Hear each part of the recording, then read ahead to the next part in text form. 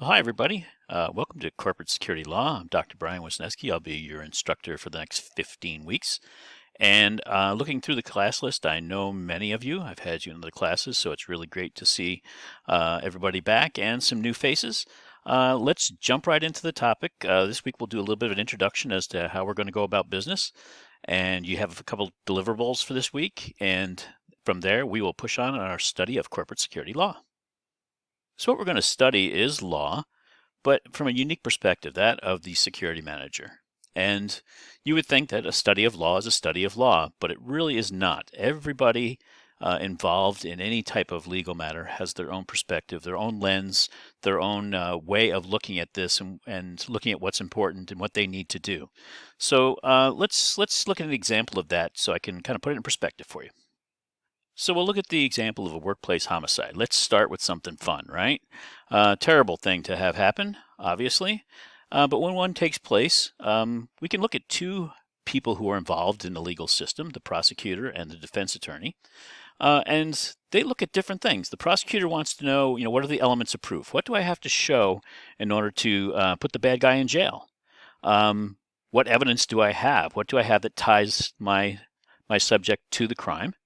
And then they also have to decide what charge is best. Let's just say in a workplace, you and I are working next to each other, and you turn to me and you say, guess what? I'm having an affair with your wife. And I, in a moment of passion, lose it and grab a wrench that we're working with, and I hit you in the head and you die. Too bad, so sad, right? However, heat of passion, second-degree murder. If indeed this was planned out and I knew that you were having an affair with my wife, and I came to work with a gun in my lunchbox, and I walked up to you and said, okay, I've had enough. I know you've been with my wife, and I shoot you. That would be premeditated. That would be first-degree murder normally. So you have to make sure that the charge fits the crime, because if I charge somebody with first-degree murder in that first instance, where it was a surprise to me and in the heat of passion I committed the crime, I would not be found guilty because I would not meet those proofs. So the prosecutor has to worry about those things. The defense attorney, on the other hand, has to worry about, was the evidence collected properly? They're going to look at the evidence, but they also are going to look very, very closely to make sure it was collected properly.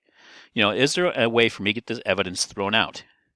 Does the charge fit the crime? Again, if indeed I was charged with first-degree murder and this was a crime of passion, right, heat-of-the-moment crime, it would normally be second degree. And as a defense attorney, I would argue that you are not guilty of first-degree murder. And then there are other alternative theories of the crime. Could someone else have done it? Right? I mean, those are all the types of things that those two people look at. They have the same crime, the same legal matter, but they look at it two different ways. And they're not the only ones that have a lens on this. Now, let's imagine you're the security manager at that workplace where that crime took place. You're going to look at it and say, okay, what did I do or what did I not do that may have contributed to the crime? Did someone tell me that there may be a problem between these two workers and I ignored it? Did I know that one person had a penchant for violence because I ran a background check and found that out but didn't do anything about it? Did the company meet its obligations to protect the victim? If we knew in a background check that the person had many violent crimes in the past, then we probably did not. Was there a lapse in security? Suppose indeed the person came in with a gun, but we have metal detectors at all our doors, but the metal detectors weren't working. That would have been a lapse, and I would have been partially called in to tell people why I have metal detectors that people believe are in use for their own protection, yet a gun got into the building. And did the company react to any warning signs? Right? If you have an obligation to act when it comes to workplace violence. So the lens is different. The prosecutor and the defense attorney are looking at this two different ways. Security manager is looking at a whole third way. Victims are looking at it in another way. Now, victims aren't just the person who is dead. Obviously, they don't look at it at all, unfortunately, but their family is a victim. Other people in the building could be considered victims because they were there, they witnessed it, right? They've had harm done to them psychologically, perhaps, right? They look at this thing totally different. So when we talk about the study of law, there's many ways to study it from different perspectives. So we're almost looking at it as a individual perspective, looking at law from one angle. And that's what we're going to do this semester, is look at it from the angle of a security manager. Let's put those two things together. The legal system's looking at guilt or innocence. The security manager isn't looking at guilt or innocence at all. That is outside of their scope, their venue, their sphere of influence, right? but they can look at what the company's contribution to the events might be. The legal system is going to look at legal process. The security manager really isn't involved in that legal process other than if certain items, documents, artifacts are subpoenaed by either the prosecutor or the defense. They're really outside of that legal process. But they do have to worry about due diligence. Did they do what they said they were going to do to protect people? Alternative theories of the crime? Legal system will look at that. And really, the legal system is the state versus the accused. But when you look from the security manager's perspective, it's the state, the accused, and the victims versus the company. I don't mean to make this adversarial, but indeed, the security manager has to worry about all things coming back to them in some fashion. They certainly won't likely go to jail, although there have been some instances that we may talk about, but they will potentially set themselves up for civil liability if they've not done the things they need to do. So they have to worry about the angles of everybody else and put the pieces together so they know how to best protect their company. So you're going to hear some of the same terms you've heard in other legal classes. And if you go into more courses on law or even go to law school, you'll hear the same terms over and over and over again, applied in different ways. And that's really what you're going to hear in this course. Okay, it's perspective. Your concerns are different than those of the state, the accused, and the victim, even though the same terms may be used for some of those things. But you have the ability to be proactive. If we go back to our workplace violence incident, the victim probably could not have done anything to prevent the crime, right? I mean, well, they could have not slept with the other person's wife, right? I guess. But they wouldn't have necessarily expected to die for making that comment, right? The person who brought the gun in or grabbed the wrench, whatever it has to be, if it was in the moment of passion, they couldn't have done anything. But if there were any warning signs, the security manager could have been proactive. If there had been any rumors, anyone had come to make a complaint that somebody is, having an affair with someone else's wife and they work next to each other on the line, those types of things, you have the ability to be proactive. And unlike many others in this legal system, right? This entire legal system, the victim, the accused, the prosecutor, you have the ability to be proactive probably more than any others when it comes to especially workplace crimes. So that's the perspective we're going to look at. So we're using a text this semester, and the text is from 2006, which seems quite old, especially for a law text, but it is probably the most widely used and best text for this particular subject. I've used it before. I've used it in graduate study. I think it just works best because it lays out actual cases that apply to the security industry and explanations of why those cases went one way or the other and what your responsibilities are. Dr. Pastor, who wrote the book, is available to you. I've already spoken with him, and he said if you students have any questions on the text itself, to let me know. I will give him a call, and then he'll get in touch with you so you can talk it through, which is really cool. I've never met him in person. Actually, we have plenty of mutual friends and met him online that way, actually. But he definitely said he's willing to clear up any misconceptions on the text, which is great. Cases do change. Every day new case law is made. Case law is law that comes from judges making a decision, making an opinion, writing that opinion, and then that becomes the law, at least for the level that their court is. And we'll go over that during the semester, right? Cases do change. The ones in the book have pretty good sticking power because they're pretty much, I would say, we'll call them landmark cases because they don't have such a wide area of, a landmark case like a Roe v. Wade or Brown versus Board of Education, those big cases that we all have heard of.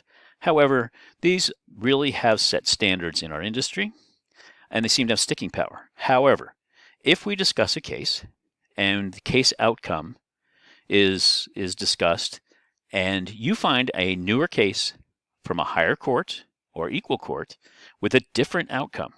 In other words, you find precedent to say, no, I'm sorry, but that old case we're talking about is indeed an old case. There's a new finding, a new opinion came down that negated the old one, and you bring it to our attention.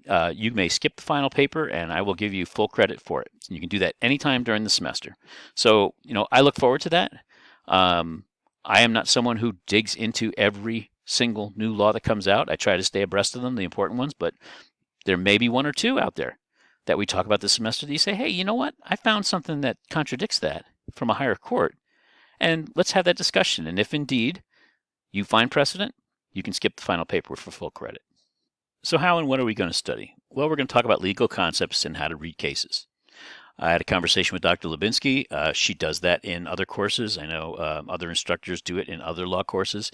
Guess what? We need to do it again, because if we're not on solid footing with the common concepts and common terms, then you get lost. If you don't think a refresher is necessary, well, I disagree. I think it is.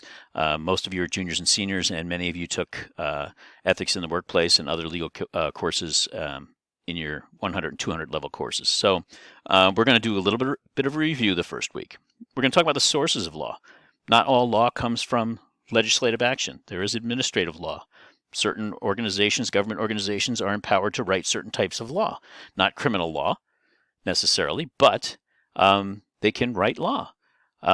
There's case law, as we discussed, right? So the sources of law. We're going to talk about investigations law, and we'll primarily talk about investigations law around fraud, because I know there are a number of fraud majors in the course.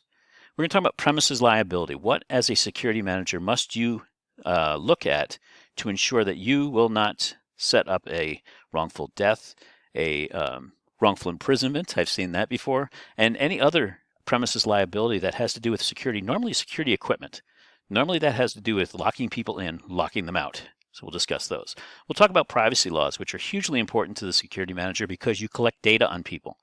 Investigative files, access control records, all kinds of history and background information on people that you may have access to and you may have custody of. You have to know how to protect that. That is all in line with privacy laws, so you need to understand those.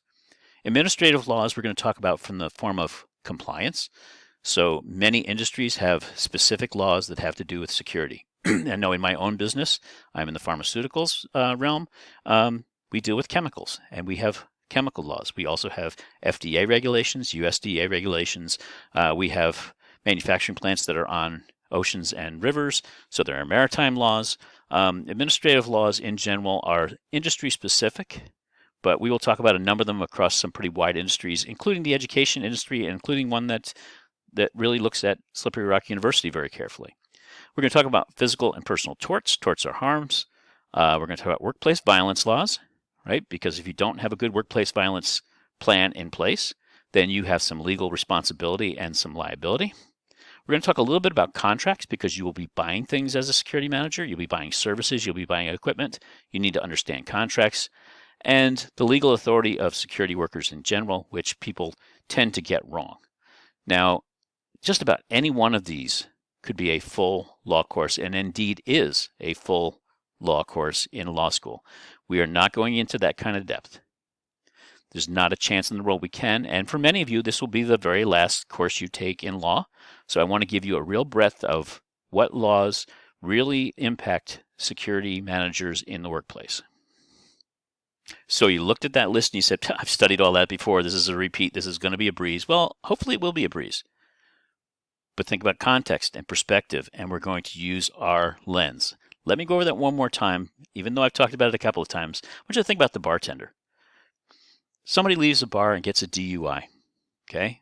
That person is the accused, and they have a whole set of things they have to worry about in the legal system. The policeman, they have a whole lot of stuff they have to worry about in the legal system. Did they, perform field sobriety? Was it necessary? Did they have probable cause for a stop if required in that particular jurisdiction? And then you have the prosecutor. But how about the bar owner or the vehicle owner if indeed it wasn't the person who was arrested? How about the paramedic who has to show up, right? Are there certain legal requirements that they have? Are there certain things they should and should not do? Certainly the bar owner now, as more and more, is becoming responsible for people who get very intoxicated in bars, then go out and commit a crime and hurt someone. The bar owner is becoming someone who has civil liability and perhaps criminal liability in some issues. So everybody has their own perspective. Remember, we're going to be looking at it from the perspective of the security manager, because that is the type of course this is. And it really is a unique perspective because it may sound cold, but in some cases, we're not as concerned with the victim. That may raise some eyebrows with people. We should always be concerned with the victim and the victim's rights. Yes, we are. However, we also have to understand that we work for a company that we have agreed to protect. And if that is the case, then we need to do anything legal and compliant to meet that goal. Not asking anybody to do something that is not legal or not right to do, but we have to protect our employer. That's what we were employed to do. And as long as we do it in a legal and compliant manner, we're on the upper road. So how will you be assessed in this course, right? Everybody wants to know, well, this is great, but how do I get an A? Well, there's a couple of ways we're going to do things. We have some discussions. Most of that's going to be writing legal briefs, and it's really there's a couple of methods to write a legal brief. There's a kind of a condensed method that I use, and I've used in other graduate courses. I'm going to use that same one here.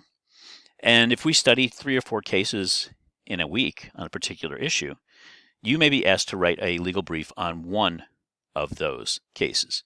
You are, however, responsible for the other 3 cases and having knowledge of them. The good thing is, if someone writes a good legal brief on a case and you read it, you should have enough information on that case to pass other assessments like quizzes and tests, right?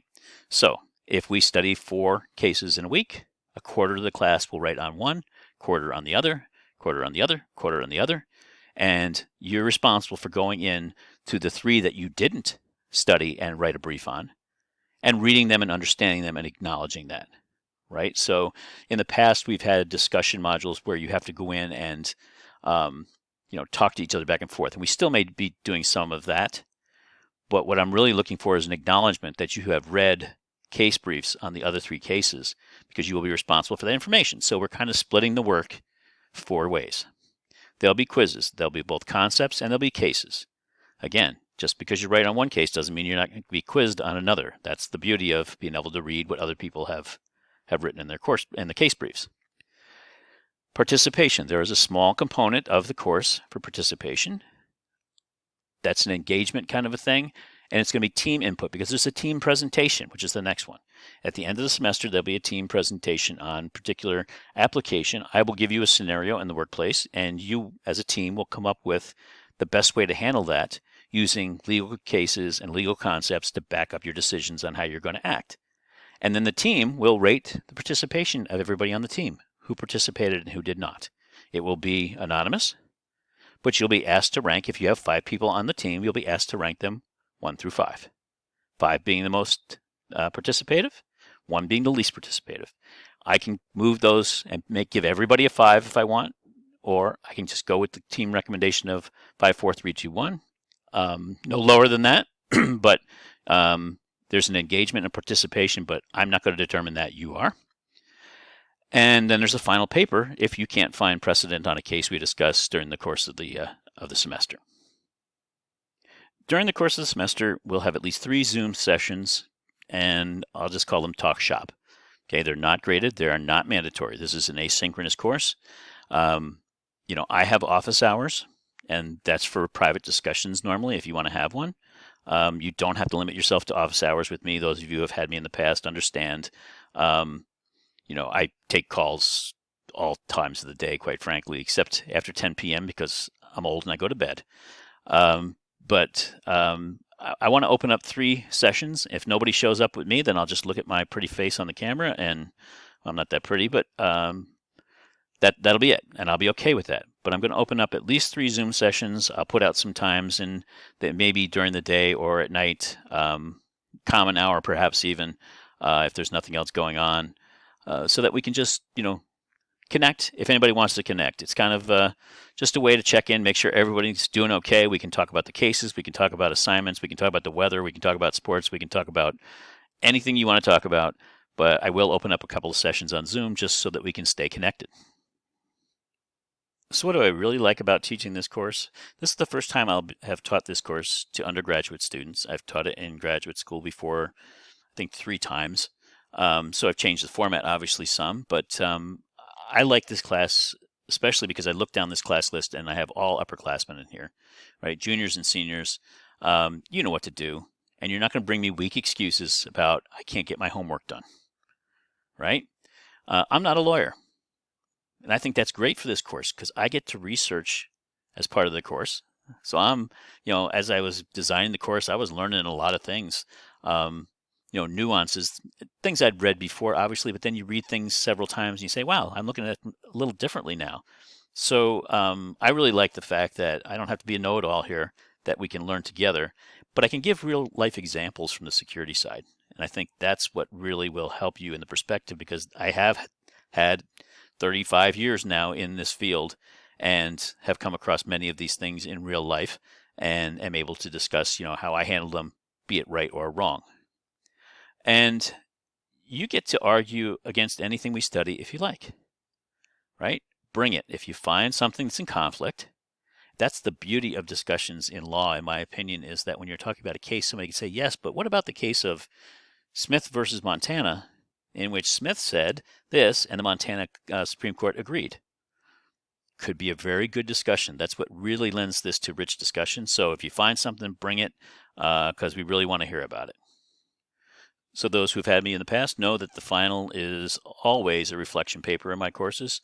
I think that they actually have some value, and students have told me they do. Others think it's busy work, but I will tell you that it's just not. And in the long run, it will reinforce the things that you learned over the course of the semester.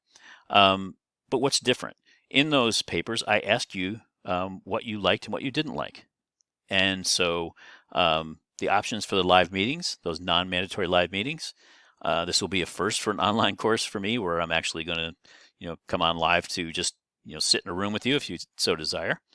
There were suggestions about more options for points. People didn't like the idea that they were just, one assignment a week.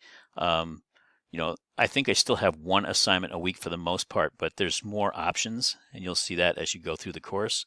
The one thing that surprised me were a number of students felt that others did not keep up with the course well, and were turning in late assignments, which didn't give them the opportunity to look at their discussions. If you do a discussion and it's 2 weeks after the discussion's closed, the others don't get the opportunity to learn from it, to comment on it. Those who turned in work early were quite frustrated that some people didn't turn in work until 11:50 on a Sunday night, and there weren't a lot of opportunities for discussion. So, based on student comments, there'll be no late work without documentation, and you'll be forced to get things in early. And in your reflection paper, if you don't find precedent to get yourself out of it, I will be asking you also for those suggestions to incorporate into future classes. So most of you know that I work a full-time job as security director at Pfizer Inc., Pfizer Pharmaceuticals. And so, I'm pretty busy. Most semesters I travel an awful lot, usually internationally. This one's going to be a little slower, but, I'm a busy person. I have office hours listed in the syllabus. I can be reached by text, and that is the most efficient way to get a hold of me, is to text me, tell me who you are and what course you're in, if you're not somebody I've worked with before, and just tell me what you need, right? I can tell you that although the university says we have 24 hours or 36 hours or something to answer student requests, my average time since I started at Slippery Rock has been 12 minutes.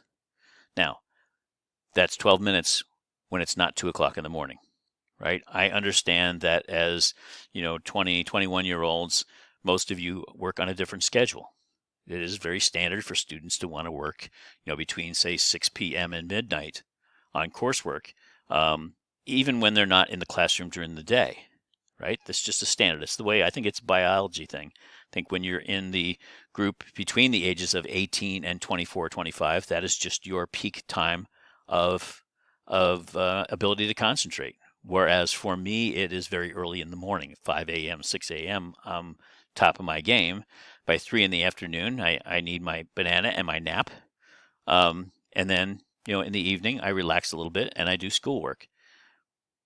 But I will be around normally when you are working. Weekends are fine. It's not a problem to text me on a weekend. You have to understand, if you text me and you need an answer on something right away, I may not be able to answer you right away. It's not always going to be 12 minutes, but I will try to answer you. I also take a walk at noon every day. During the course of the semester, I am hell-bent on losing 20 pounds. So I walk every day at noon. Takes me about 45 minutes to do around my neighborhood. And I can walk and talk and chew gum at the same time. I've been working on it, and I'm getting pretty good at it. So don't be afraid to text me, at noontime. I'll take a look at it. I may call you back. I may be huffing and puffing if I'm on the hills, but what the heck? I mean, that's a pretty good time to get me when I'm not otherwise engaged with work or at meetings. So those are the ways to contact me. Email is always the way we're going to communicate official documents, either through D2L or email. And it's got to be your SRU email. Please don't ask me to send anything to your private email or send anything from your private email to me. Doesn't work that way. We have to have an official record of communication in that regard.